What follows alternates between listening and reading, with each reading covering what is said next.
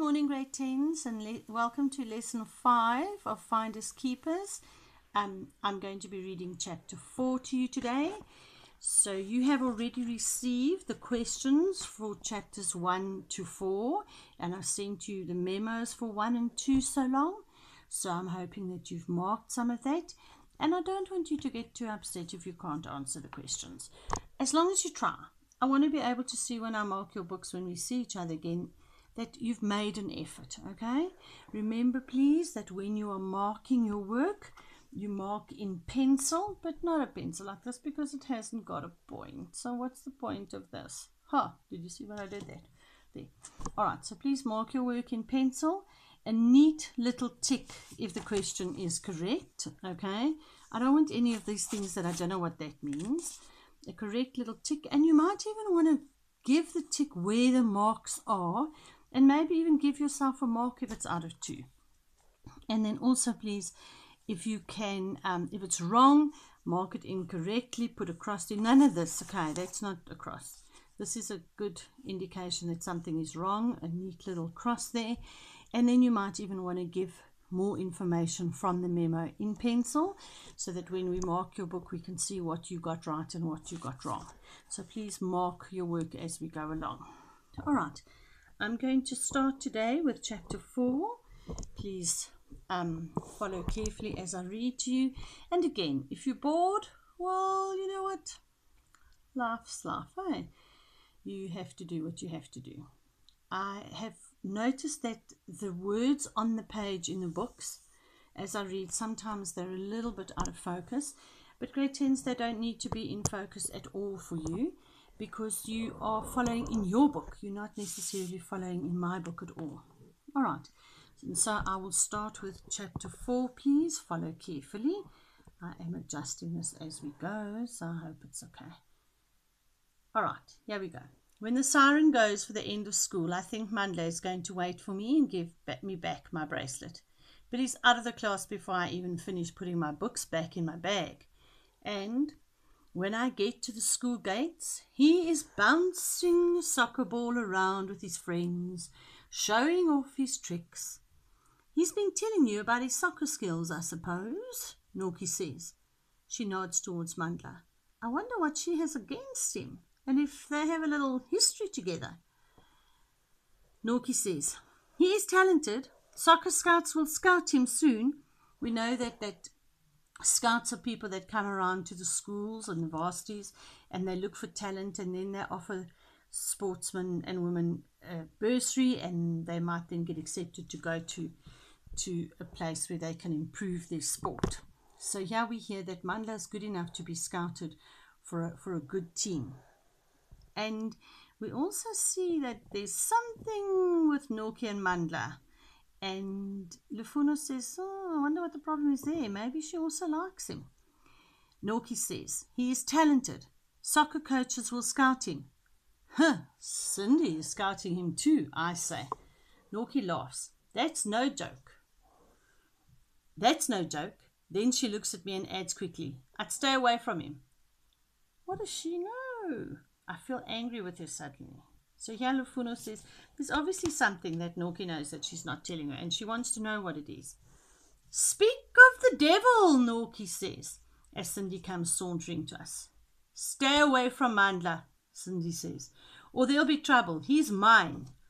Does Mandla know that yet? That he's yours? Norky asks Cindy. Cindy looks taken aback. Cindy, who relies on her looks, not her brain. But she recovers and pouts, saying, you're just jealous because you're ugly and skinny and you won't stand a chance with him. He's too good for a girl like you. Nobody stands a chance with him, says Norky. Everyone knows that. Anyway, says Cindy, even if Mandla does look at this rural girl, he'll lose interest. Okay, now rural meaning, remember I've taught you in class that urban sounds like Durban, and urban is a built-up area, and rural is the opposite, so country girl, a girl that comes from the platteland. Anyway, says Cindy, even if Mandla does look at this rural girl, he'll lose interest. He'll eat her up and spit her out. I bet she tastes disgusting. I hear they eat worms up in Venda. Mopani worms, yes, it is a delicacy, it's true. But every different culture has a different way of serving their delicacies or their food. I mean, I love biltong, and at the end of the day, biltong is really just dried, rotten meat. Nokkie turns her back. Huh, that made you think, eh? I don't care. I would like to eat biltong no matter what. Nokkie turns her back on Cindy and grabs my arm. Come on, she says, we'll miss our taxi. Suddenly I feel tired, worn out from being on display and on guard. I can't wait to get home and take off my uniform, wash the dirt off my body and the day off my skin. But I don't want to leave without my precious bracelet. The taxis are lining up outside the school gate, sharing their music for free. With other words, their music is playing so loud. We're about to climb in when I notice Mandla behind me. He takes my hand and stops me. If you want your bracelet back, meet me down there, he says, pointing to a pile of bricks under a tree at the far end of the school. At break tomorrow. He must see that I don't want to go home without it, and he adds, don't worry, I'm keeping it for my soccer match later today. I'm relying on it to bring me luck. He winks, and then he's gone. For some reason, I don't tell Norkie about the bracelet and Mandla, and for some reason, I want to keep it a secret. In the taxi, Norkie introduces me to her friend Chantal, and I find out that Chantal also lives close to me. She's friendly and funny with an open, pretty face and an infectious laugh.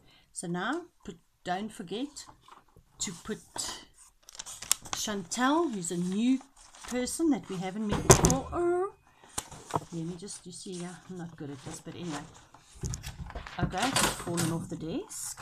Don't forget to put under characters, you now need to tell me about Chantal, and you need to tell me that Chantal, according to here, in the taxi, Norkie introduces me to her friend Chantal, and I find out that Chantal also lives close to me. She's friendly and funny. She has an open, pretty face and an infectious laugh. Infectious, you all know what infection means, okay? Infectious laugh, so when Chantal laughs, everybody laughs with her. We all get off the taxi at the spas and walk down my street together. Where do you stay? Chantal asks. I point down the road. Down there, the blue house on the left. Ha, Mrs. Yankees, she raises her eyebrow in surprise. How do you know? Ha, she's a scallum. She sold my mother plants once, but she insisted on planting them herself. When they fell over, later my mother pulled them up and saw they didn't have roots. Not a single one. They were just stalks and leaves. I bet she rips you off with a ring too. Ha, tell me about it, I say, and we laugh. Chantal waves goodbye, and she turns left at the first street. Hey, we'll meet at the Spaza tomorrow morning, and I won't be late, Norkie says as we reach our house. I stand and watch her enter the yard. I hesitate before walking on. Norkie, when you said that nobody stands a chance with Mandla, what did you mean? But just then a taxi roars past and my words are lost, and when the noise dies down, she's already gone inside and shut the door. As I turn into the sandy driveway that leads to our shack on the side of Mrs. Yankees' house, the dog stands up shakily. It is still chained to a tree. Its bark sounds thin and whiny like the wind. Mrs. Yankees is sitting outside in an old fold-up beach chair. She looks like she's on the beach. Only this sand is full of litter and bricks, and the only strip of blue is the potholed tarred road. She's peeling potatoes, watching the action go past and throwing out comments like they are pearls of wisdom. Ricardo is still tinkering and fiddling around with the sound system of his car. His head shoots up as I pass. State-of-the-art subwoofers, he tells me proudly, turning up the volume like I'm really interested. State-of-the-art means the best subwoofers, the best speakers you can buy. How was school? Asks Mrs. Yankees as I pass her. Here, take some of these potatoes for tonight. Go get a plastic. Thanks. School was okay, I tell her. I love you like so, pumps out of Ricardo's speech. My mother complains about the music he plays. As I open the door, I hear my mother's music. As Ricardo pumps up the volume, she turns hers up too. There's an unspoken music war going on between them, only she hasn't got the subwoofers, only an old-fashioned radio, which she turns to her gospel music. Grade 10s, I'm very aware of the fact that this is out of focus, and it's bothering me because I hope that none of you are following on your screens, but that you're actually following in your book. You must have your book in front of you. Just occasionally glance at the screen to see where we are, but otherwise please make sure that you're reading from your book. As I open the door, I hear my mother's music. As Ricardo pumps up the volume, she turns hers up too. There's an unspoken music war going on between them, only she hasn't got the subwoofers, the speakers, only an old-fashioned radio which she turns to her gospel music. My mother comes over and hugs me, and I breathe in the smell of bread from the factory. All right, now, this is something about this novel that has always worried me, is that they refer to the place where the bread is baked as a factory, which I suppose it is because of the large volume, the large scale of bread that is sent out every day. But please bear in mind that bread is baked in a bakery. All right, she comes over and hugs me, and I breathe in the smell of the bread from the factory. The smell reminds me of the bread my grandmother used to bake, warm and comforting. She used to let me have the first slice, still hot from the oven, with the butter melting into it. I got out of the late shift, my mother says, as she takes onions out of a string bag and starts to chop them. Her eyes start to water. How was your day? It was okay, I say, putting down my bag and getting a glass of water. I don't feel like telling her about it. I haven't got the energy. Mrs. Yankee says potatoes for us. I need a plastic, I tell her, unwrapping a plastic ShopRite bag that has been crumpled up in a bundle. I can see my mother hesitate as she wipes her hands on a dishcloth. She doesn't want to accept the potatoes. She doesn't trust those potatoes. She doesn't trust Mrs. Yankees. It's okay, Ma. I don't think she's poisoned them, I say, rolling my eyes. I wasn't thinking that, she says quickly. It's just, I take the plastic and go back out into the yard to get the potatoes from Mrs. Yankees. You people better be careful. If you break the strike, I can't guarantee you will be safe here, and I don't want trouble. She looks at me as though we are already trouble. Notice, you people. So here we have a little bit of a racist slant to it, where Mrs. Yankee's being coloured and the Lufuno's family being black, and Mrs. Yankees refers to them as you people. I push the door of our shack open and turn down the music. My mother looks up from chopping. Is it true, Ma, about the strike? My mother pours oil into a big pan on the stove. It sizzles as the onions she tips in hit the oil. Mrs. Yankee says if you people don't strike, there will be trouble. She's always got a story about you people. You people go to that funny church. You people cook that funny food and speak a funny language. For a moment we laugh, and the old fun mom is back. She looks up from cooking. But enough about Mrs. Yankees. You haven't told me anything about what happened at school. Mandla happened at school, and how can I tell her about him? It was fine, I say quietly. Just fine. My mom can see right into my head, but I will try and hide my thoughts of Mandla from her. She won't understand. Not yet. Maybe never. I met a girl called Norky and her friend Chantal. They live near here. Maybe they'll become your friends. My mother looks hopeful. Now, if Dudu were here, she would make us laugh, impersonating Mrs. Yankees and the teacher, and Cindy strutting around the playground like she's won the Miss Victory High title. I miss Dudu. Do you have homework? My mother asks, her voice stern as she slides some chicken pieces into the frying onions.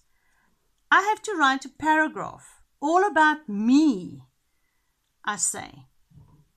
Where have you heard that before, grade 10s? You had to write an essay at the beginning of the year about yourself, eh? I say, feeling defeated already, but I'm going to wash first.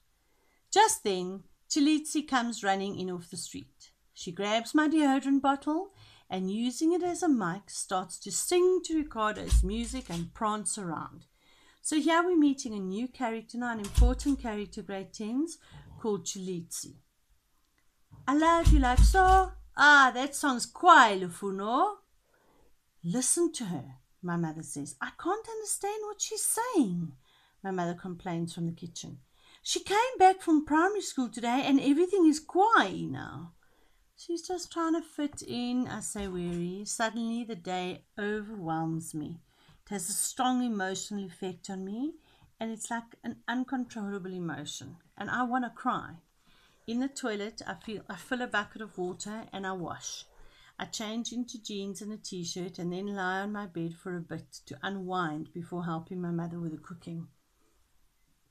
When my father comes back from work, it is already late. His skin looks grey from tiredness and there are dark rings under his eyes. He sits down on the old armchair and stretches out his long legs. He closes his eyes and sighs. Baba, tell me about the bread ovens again, says Chalitsi, sitting on his knee with her hands around his neck. Tell me how big they are again. Baba isn't the most talkative person. When he's tired, it's hard to get a word out of him. All right, so now we're meeting her father for the first time as well. But they refer to him as Baba, and we hear now that he's not a talkative person. Not now, Chalitsi, he says with a sigh and lifts her off. Maybe I'll take you there sometime. Stop pestering your father. You are like an annoying mosquito, Mom scolds. He didn't eat today. He's starving. Now do something useful and set the table. We sit around the table and my mother dishes up the food.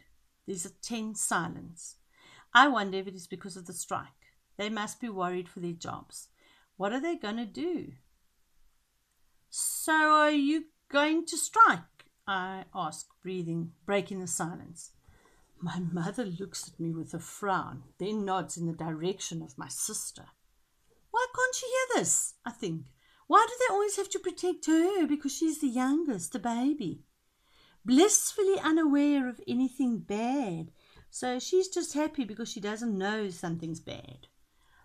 Why do they always have to protect her because she's the youngest, the baby, blissfully unaware of anything bad, sheltered from anything that might upset her?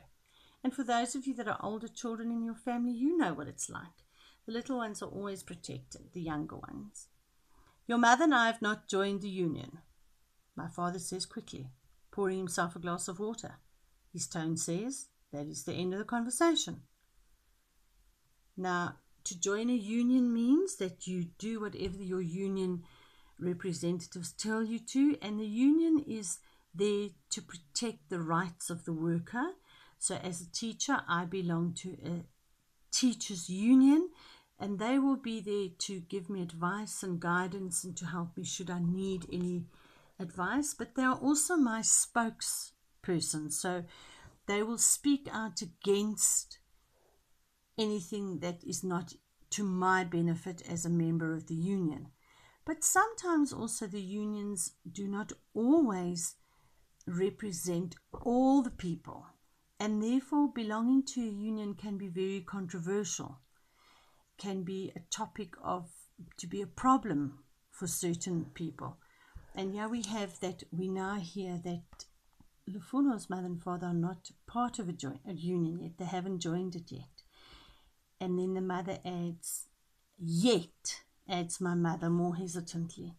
My father gets up to turn on the radio. Then he sinks down into his chair again, eyes closed, listening to the news, shutting us and the day out. So we know now that this union and the strike that's coming is a bone of contention.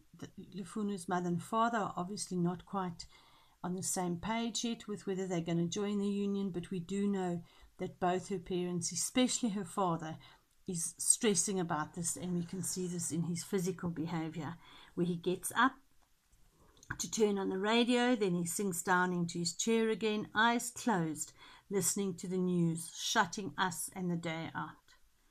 When we have done the dishes and cleared the table, I get out my homework. I'm sitting cross-legged on the top bunk bed when my mother pushes aside the curtain that divides the room. I bought you this, she says. She reaches up and hands me a pen. It's a black ink rollerball. Oh, thank you, Mother, I say in Tuvenda, bending down and kissing her cheek. She looks like she's going to say something, but then she turns and walks away, rubbing her arms as though she's cold. I know if she gets too stressed by the strike, she could get sick again. I never want her to have TB again. I never want to see her suffer like she did again. She will be lonely here without her old friends. Now she only has Baba, and he hardly says a word.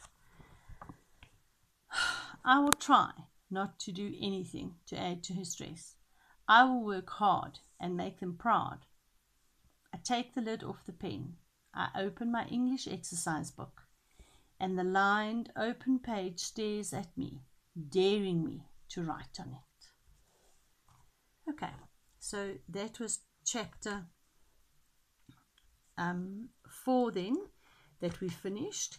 And you have questions that you need to answer for me, please. And there are 11 here. Again, please make sure that you use the mark allocation as a guide to how much you have to write. Look at your working words. Number 1 asks, do you feel that the youngest child in the family is always the favorite? How does your age or position in your family affect your life? So this is a personal question. If you're the baby, do you think it's to the advantage or disadvantage if you're the last born?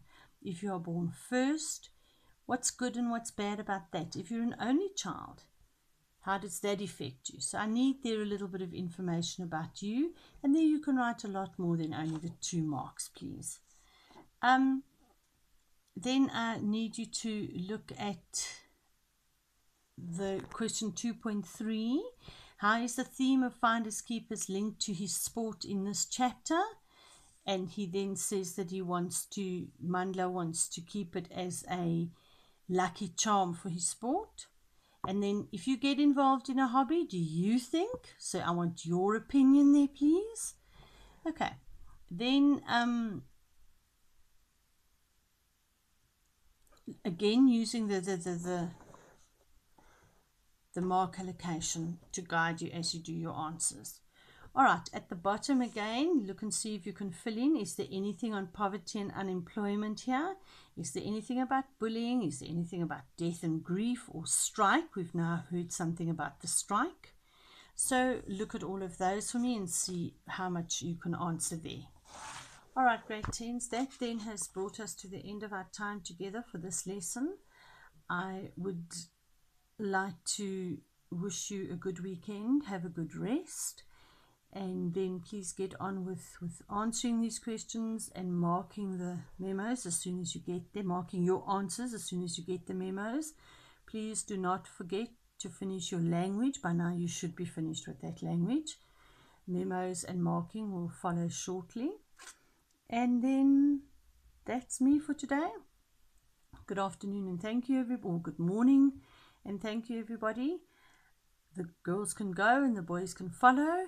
I will not meet any of you tomorrow, but I know we'll meet again. Don't know where, don't know when, but I know we'll meet again some sunny day. Thank you, grade 10s.